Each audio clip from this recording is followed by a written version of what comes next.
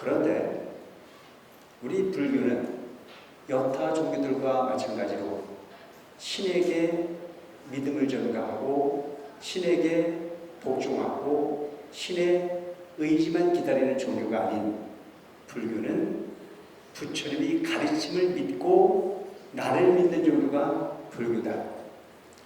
그 부처님이 가르침의 본질은 인연, 인과론이다. 그래서 이 세상은 일반적인 종교에서는 신이 존재하고 신의 의지에 따라서 만들어진 세상의 삶을 살 수밖에 없고 나라고 하는 존재까지도 신의 의지에 따라서 만들어졌다고 하는 믿음으로 일관하는 것이 일반적인 종교이지만 불교는 부처님의 가르침의 본질이 이 세상의 모든 부분은 제법 종연세이라. 제법은 인연에 따라서 만들어지고 제법 종연론이라.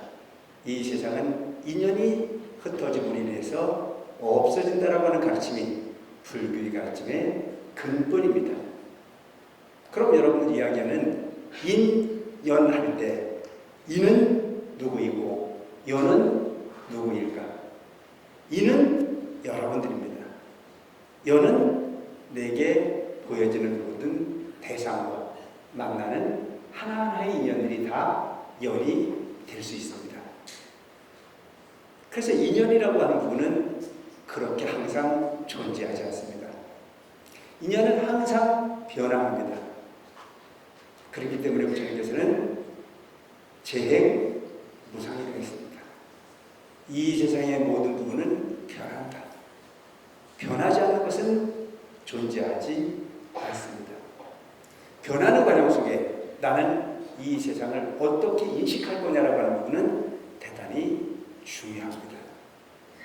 이 세상의 모든 부분을 부처님께서는 일설로 말씀하셨던 부분은 공이다. 공은 일컬어 왜 공이라 하셨을까? 홀로 그렇게 영원히 존재하는 바 없기 때문에 공이라 하셨습니다. 공은 없다고 말하는 것이 아니라 고정되어지게 그렇게 존재하는 부분이 없다는 사실을 부처님께서는 공으로 표현을 하셨습니다. 그럼에도 불구하고 이 세상 모든 부분은 그렇게 변화하는 부분이 삶의 질 속에 살고 있으면서도 우리 마음속에는 이 세상이 변하길 바랍니까? 변하지 않길 바랍니까? 병들고 죽는 것은 당연한 이치입니다. 근데 오늘날 그 당연한 이치를 잘 받아들이면 이 세상은 살만한 세상이 될 텐데 그 부처님의 가르침과 반대되어지는 욕구를 추구하는 것이 우리 삶이고 보면 참 우리는 어리석은 존재라고 하는 사실을 스스로 자임하지 않으면 안 되는 존재들이다 싶은 생각을 합니다. 여러분 늙고 싶어요? 안 늙고 싶어요? 그게 병이라니까요. 아주 적은 병도 아니고 큰 병입니다. 그래서 안 늙고 싶어서 온갖 짓을 다 합니다. 여러 분들만 그러는 게 아니고 나도 그렇습니다. 오늘 아침에도 찍어 바르고 왔습니다. 조금은 현재 상태로 보여지기보다는 조금 낫게 보여주고 싶은 욕망이 저한테도 있더라고요. 근데 그 변화하는 부분은 스스로 어떻게 해결할 수 있는 능력이 없습니다. 얼마 전까지만 하더라도 어딜 가면 나보고 아저씨 소리는 했었는데 요즘 만나는 놈마다 할아버지라고 합니다. 관리를 잘 하시는 우리 원장 선생님은 연세답지 않습니다. 청춘으로 보입니다. 내가 볼 때는 꽤 안 늙으시려고 애쓰시는 것 같습니다.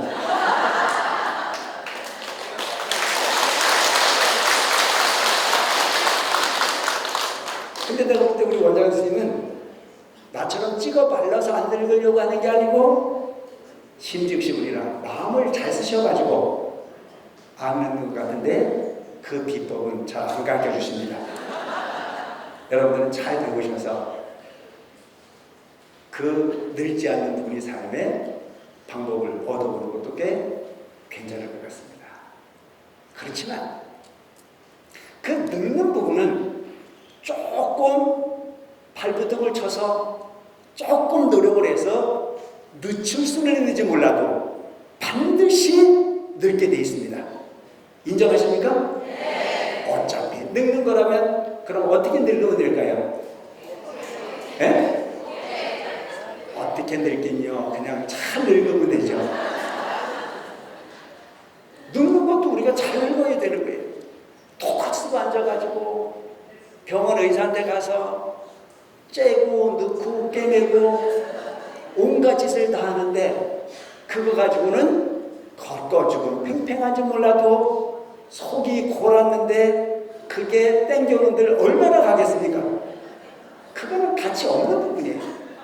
그러니까 어차피 늙을 거라면 그것을 당연하다고 잘 받아들이는 삶을 살아가시기 바랍니다. 아시겠죠? 내가 늙는 것입니다. 여러분, 세월이 가다 보면 돈도 걱정이지만 곧 걱정스러운 게 있습니다. 어떻게 죽어야 될까? 늙는 게 문제가 아니야. 그보다 더 심각한 부분은 반드시 죽을 수밖에 없는 운명을 타고나게 우리지 않습니까? 인정하십니까? 편안하신가요? 난 불안해 죽겠어. 나는 딴 건 몰라. 근데 한 가지는 확실하게 알아. 죽는다는 거. 여러분들 아시죠? 딱 한 가지 내가 용하지 않은 것은 죽는다는 건 내가 확실히 아는데 언제 죽는지를 몰라서 문제예요. 그런데 반드시 늙고 병들고 죽게 되어 있는 부분이 운명을 타고난 것이 우리 운명이에요. 돈을 벌어서 안 늙을까, 좋은 음식을 먹어 안 늙을까, 온갖 정성을 다 해봐도 늙을 수밖에 없는 게 당연한 부분이에요. 죽긴 죽는데 언제 죽는 걸 모를 뿐이지 반드시 죽어. 그 죽음을 생각하면 마음이 편안하십니까? 에?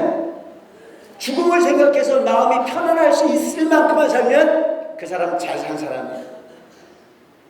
이번 생보다는 다음 생이 좋다는 확신만 있는 사람은 그 사람은 결코 현재에 살아야 되겠다라고 하는 욕심이 없어져 버립니다.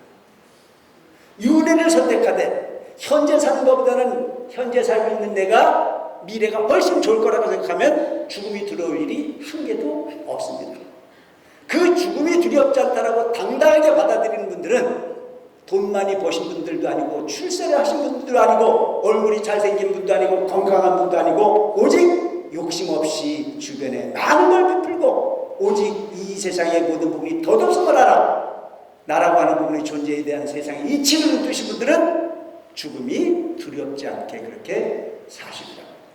그거 배우는 데가 어디냐? 광명사다 이거예요. 그거 배우는 그거 가르치는 것이 부처님 가르치는 본질이에요. 여러분, 우리는 반드시 죽는데 이번 생보다 다음 생이 좋은 곳이라고 하는 쪽이 확실하다면 죽음이 두려워요, 안 두려워요? 안 두려워요. 여러분, 이런 거잖아요. 현재 살고 있는 집보다는 이사갈 집이 훨씬 좋으면 이사가는 날 기분이 좋아, 안 좋아? 아시네? 근데 내가 지금 현재 살고 있는 집보다 이사가는 그 집이 좁은 집이고 환경도 안 좋고 여러 가지 불편한 집이야. 이사가는 날 기분이 좋아요, 안 좋아요? 우울합니다. 여러분, 현재에 살고 있는 내가 현재에 사는 삶보다는 미래의 삶이 확실할 수 있도록 지혜로움을 가지고 사는 것이 부처님 가르침의 본질이다. 우리는 그거 무시할 수 없다. 그래서 옛 스님들이 말씀하시기를 과거와 현재와 미래는 한 부분에 연결되어져 있는 겁니다. 과거에 무슨 짓을 했는지가 궁금하냐? 현재에 네가 살고 있는 너의 모습을 봐. 미래가 궁금하냐? 네가 현재 무슨 짓을 하고 있는지를 봐라. 이것이 3세의 인과의 가르침입니다. 아시겠습니까? 누구 살 빌새가 어디 있어요? 옆에 사람이 어떻더라? 옆에 사람이 좋은 옷 입었더라. 옆에 사람이 돈 벌었더라. 아무 소용없는 짓이야. 옆에 사람이 한 짓은 나하고 전혀 관계가 없다는 사실을 꼭 기억하시기 바랍니다. 아시겠죠? 남의 정 때려니까 수습을 말이야.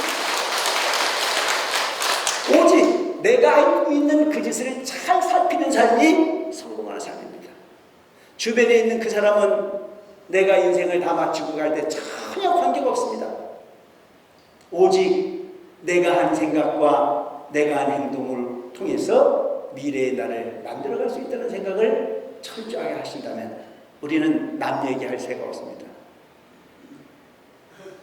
근데 오늘 우리가 세상 사는 모습을 보면 나를 보고 사는 사람이 별로 없습니다. 다 너만 보고 시비를 하고 살아요. 여러분, 나 때문에 싸우십니까? 너 때문에 싸우십니까? 왜 대답을 안 하셔? 나 때문에 싸워요? 너 때문에 싸워요? 너 때문에 싸우잖아요. 네가 기분 나빴어. 네가 하는 시 마음에 안 들었어. 네가 하는 부분이 나를 우울하게 했어. 꿈 깨십시오. 너는 나하고 전혀 관계가 없습니다. 오직 여러분들의 자신을 여러분들 스스로가 살필 줄 아는 지혜로운 문자로 살아가시기 바랍니다. 아시겠죠?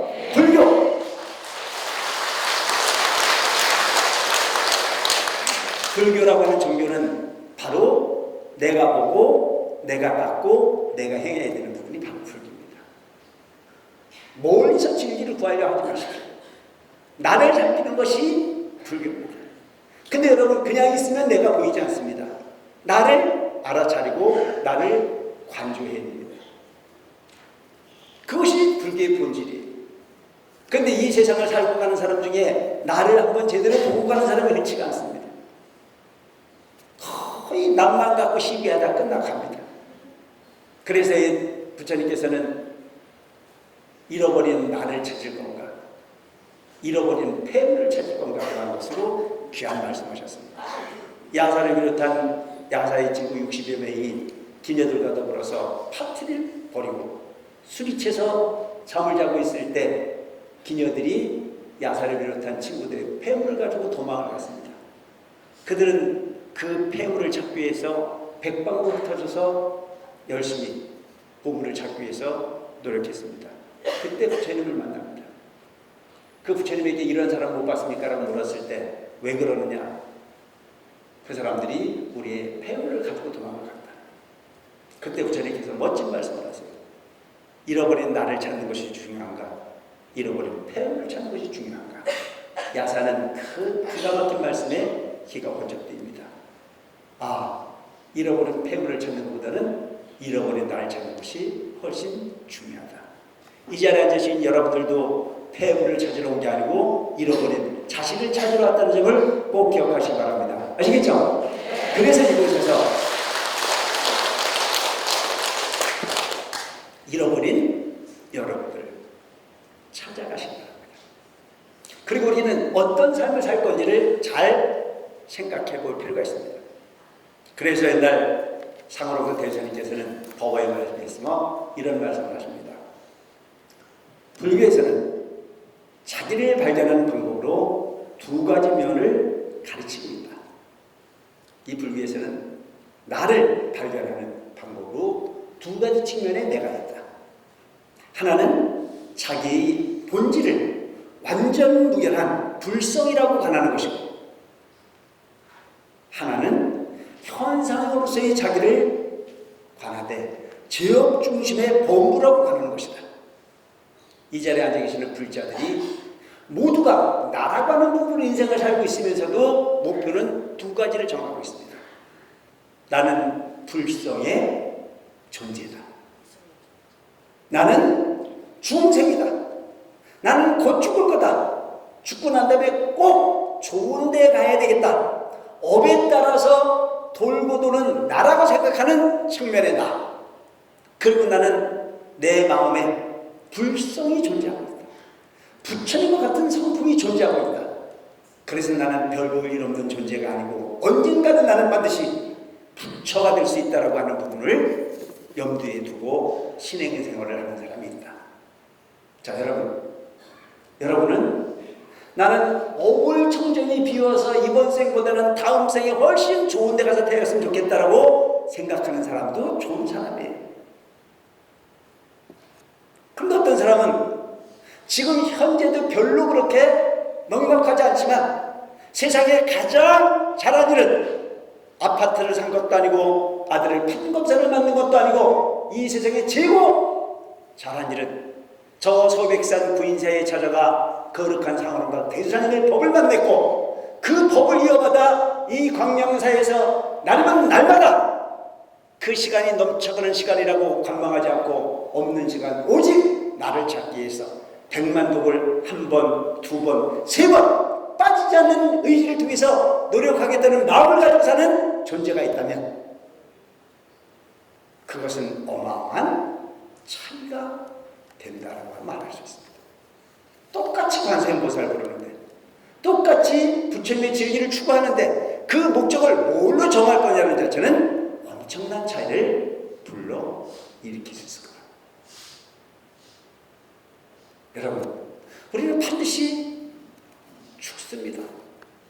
그런데 반드시 죽음을 향해서 가는 우리들이 미래의 생명을 또 죽고 또 나는 우리 생명으로 선택할 거냐?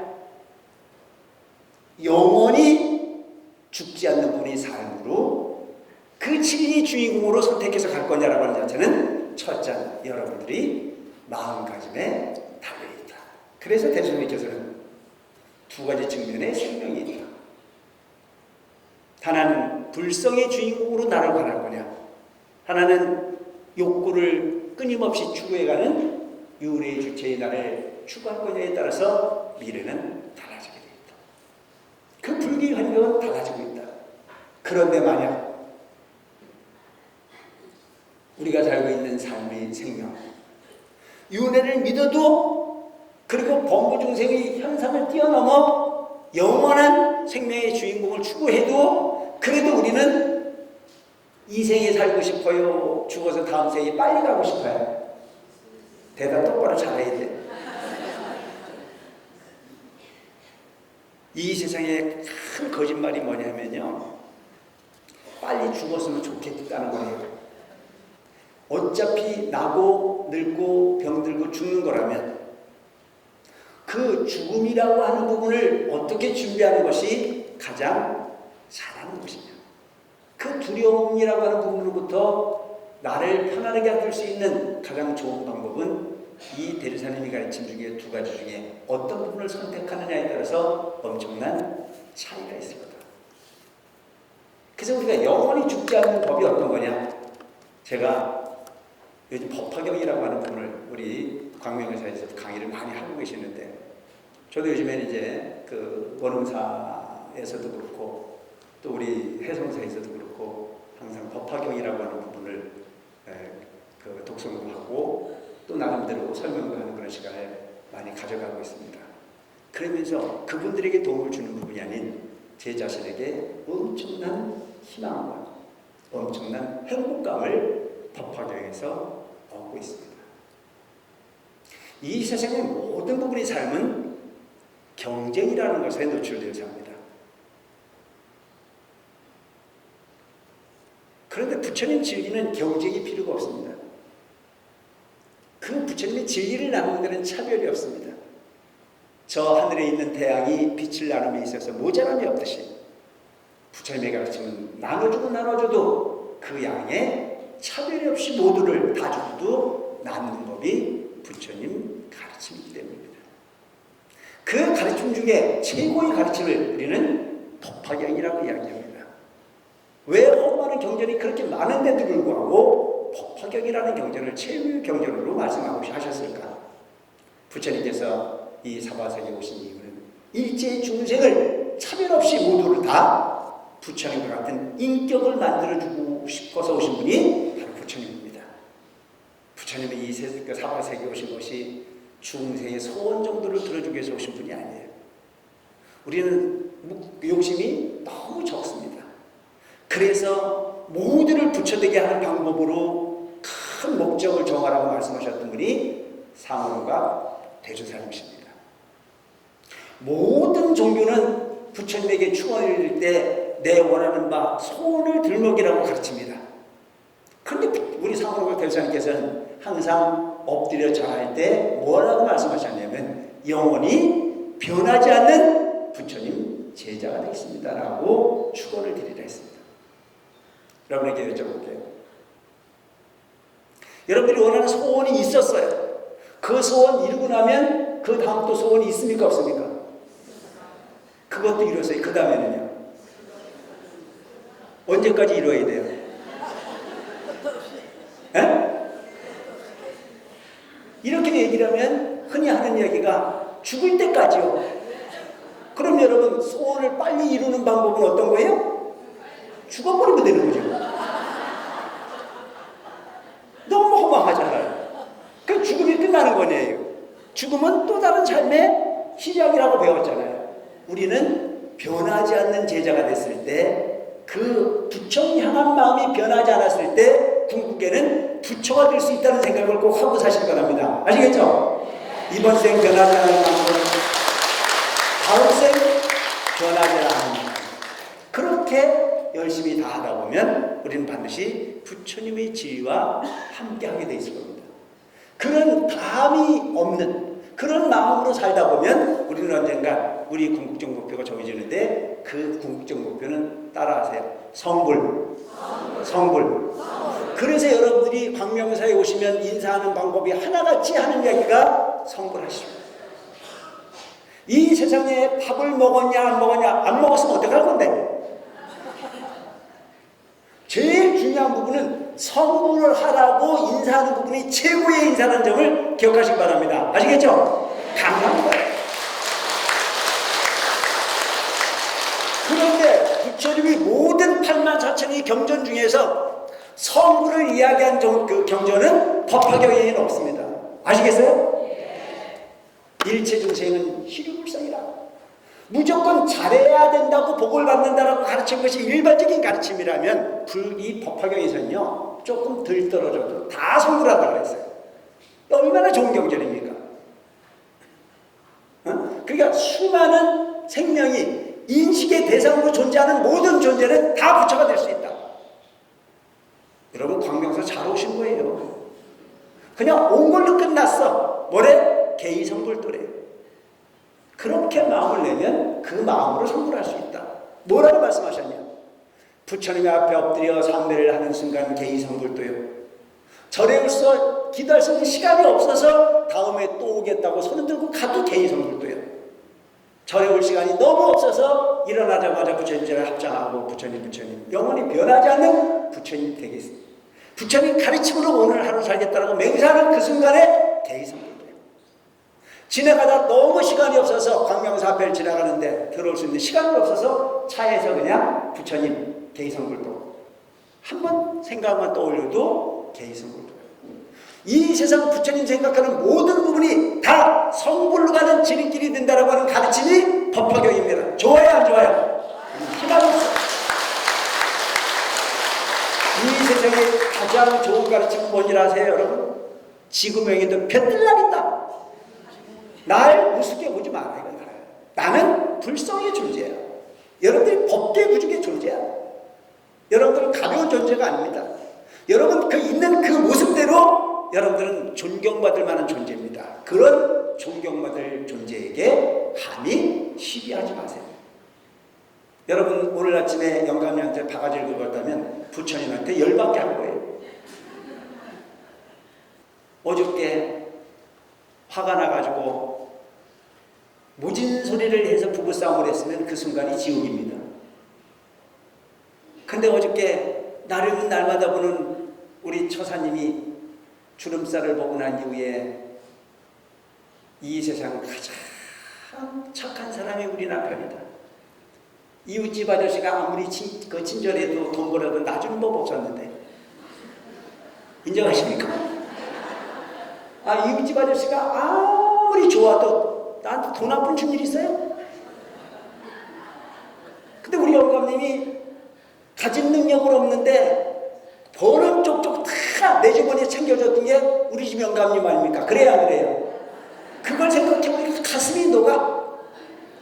그래서 그 영감님에게 더운 날 시원하게 밥을 드시라고 정성껏 해서 국수에다 한 그릇 삶아드렸으면 그 순간에 여러분들이 보살입니다. 어떤 마음으로 세상을 사느냐에 따라서 지옥일 수도 있고 축생일 수도 있고 보살일 수도 있다는 점을 기억하시기 바랍니다. 아시겠죠?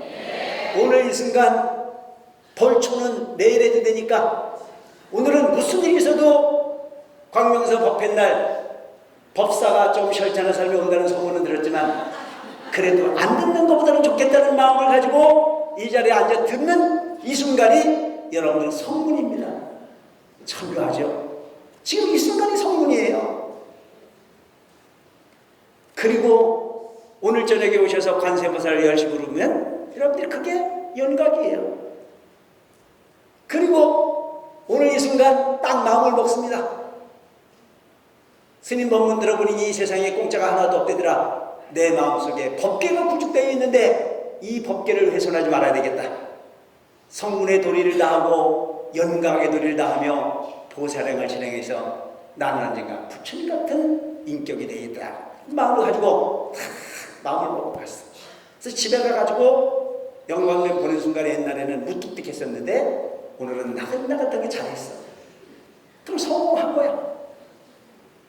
그런데 듣긴 들었는데 그리고 잘해야 되겠다고 생각을 딱 했는데 집에 문 열고 들어갔더니 영감님 얼굴 보는 순간에 속이 확 뒤집어지면 따라하세요. 그걸 가지고 업장.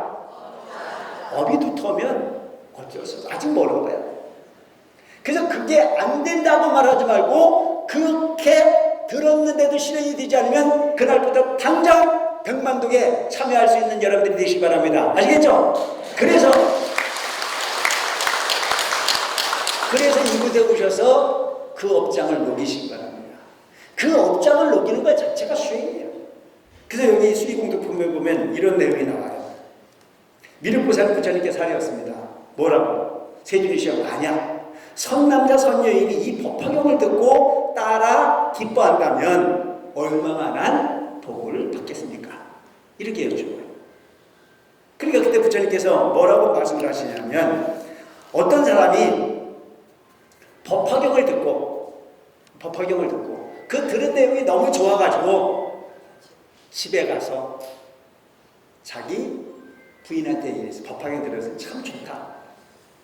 그 사람이 그 부인이 그걸 듣고 밖에 나가서 친구한테 우리 남편이 그러는데 광명사 법당 가서 법화경 들었더니 그렇게 좋다고 그러더라. 그래서 그 친구가 또 집에 가서 자기 영감한테 가서 법화경이 좋다더라. 그래서 얼마까지 가냐? 50명째까지 법화경 좋다는 얘기를 했어요. 50명째까지. 50명이까지 전달이 됐으면 제대로 알아먹었을까요? 여러분들이 오늘 듣고 가서 영감한테 가서 얘기하려고 그러면 오늘 이야기가 잘 전달이 돼야 안 돼요. 얘기 똑바로 해. 딱 한 가지만 기억나. 꽤 떠들더라. 그냥 좋더라. 그런데 이게 전해지고 전해서 50명째까지 전교가 되어지는 내용이라면 그 내용은 많이 굴절되어지거나 진실로 전달되기가 쉽지가 않은 내용이 있을 수 있을 거예요. 그런데 그 공덕이 어마어마하게 크다고 부처님께서 말씀을 하고 있어요. 어느 정도 그 공덕이 크냐? 설사 어떤 사람이 테란스파의 중생으로 살고 있는 중생들에게 80년 동안에 그들이 원하는 바를 다 들어주고 그들이 필요한 부분을 다 아낌없이 물질적 부분이 공급을 80년 동안을 해요. 80년을 살고 나니까 그가 너무 연세가 높아졌어. 공양을 받아먹은 사람이, 받아먹은 존재가, 그것도 사람만이 아니야. 테란스파. 저 미물에서부터 사람에 이르기까지 그들이 그렇게 불편함이 없이 살 수 있도록 뒷바라지하는 공덕이 있다면 그건 큽니까 안 큽니까? 크잖아요. 그렇게 해놓고 거기에서 그 중생이 너무너무 안타까워서 그에게 부처님 진리를 가르쳐서 아란가를 얻을 수 있을 만큼 그에게 은혜를 베풀었다. 공덕이 큽니까 안 큽니까? 아란가라는 자체는 대단하잖아요. 소승의 열반락을 얻을 수 있는 존재예요. 모든 고통으로부터 모든 번뇌로부터 고요함을 얻은 그런 엄청난 존재인 아란가를 얻게끔 해줬어요. 그 공덕이 커요 안 커요? 크잖아요. 그런데 부처님께서는 뭐라고 말씀하시냐면 그렇게 아란가를 얻게 하는 공덕보다 법화경 한 구절을 듣고 들어가지고 50명째에 들은 그 사람이 법화경 좋다고 느끼는 공덕이 더 크다 그러셨어요. 그렇다면 여러분들이 그 50명째의 전해드는 존재가 아니고 이 법화의 현장, 법회의 현장에서 법화강을 들을 수 있는 인연이 있었다면 그 공덕은 어느 정도가 되겠습니까? 비교가 돼야 안 돼요? 비교 안 되게 여러분들은 엄청난 공덕의 주인공일 수 있다는 긍지가 생길 겁니다. 그렇다면 앞으로 우리가 어떻게 살아야 될까? 우리는 부처님의 법을 상속받는 주인이 되어야 되겠다는 생각을 하셨을 거예요. 여러분, 광명사의 손님이 되지 마시고 광명사의 법화경의 법을 상속받는 주인이 되시기 바랍니다. 아시겠죠? 우리는 부처님의 법을 상속받아야 되겠다라고 하는 주인의 의식을 가지고 살아가시기 바랍니다. 그래서 오늘부터는 화장실 청소하는 따로 있고 사찰 관리하는 사람이 따로 있게 살지 마시고 여러분들이 주인이라는 생각을 하시고 화장실 청소를 하되 누구한테 시키지도 말고 여러분들 스스로가 장갑을 끼고 청소를 하시면서 내가 부처님 전에 공양을 올린다는 마음을 가지고 화장실 청소를 한다면 그것이 부처님에게 닭이 공양을 올리는 것보다 훨씬 더 큰 공덕이 될 수 있을 겁니다. 뭔 말인지 아시겠습니까? 이게 주인이에요. 여러분, 주인하고 객의 차이가 뭔지 아십니까? 주인은 알아서 하는 게 주인입니다. 손님은 시키는 것도 안 하는 게 손님이에요. 왜 부처님께서는 법화경 한마디 듣는 공덕이 아랑가를 얻을 수 있을 만큼 뒷바라지를 하는 공덕보다 더 크다고 말씀하셨을까? 우리가 살고 있는 윤회의 공덕은 대통령이 되고 때 되면 죽어야 되고 부자가 돼도 죽어야 돼요. 다 죽어야 돼요. 지금 현재 살고 있는 이 부분은 요 순간에 타고 살 수 있는 부분이 인연으로서 한 무대에 올라온 연극 같은 인생입니다. 무대 뒤에 사라져갈 때는 계급장을 다 뛰고 한 방향을 향해서 갈 수밖에 없는 삶이 우리 삶입니다. 그래서 육도윤회는 다람쥐가 쳇바퀴 돌듯 그 자리입니다. 다람쥐가 아무리 쳇바퀴에서 뛰어도 돌고 나면 제자리입니다. 인정하십니까? 돈이 있어도 돈이 없어도 잘생겨도 못생겨도 권력이 있어도 없어도 키가 커도 적어도 죽고 나면 똑같은 동창생입니다. 허망한 인생이 그런 인생이니 그 다람쥐 쳇바퀴 도는 인생의 주인공이 되지 마시고 부처님의 영원한 진리를 관하는 내 마음속의 불성을 찾을 수 있는 부처님의 가르침에 부응하는 부처님의 상속자로 살아가는 광명사 불자들이 되어주길 바라면서 오늘 두 선문법을 뵙겠습니다. 고맙습니다.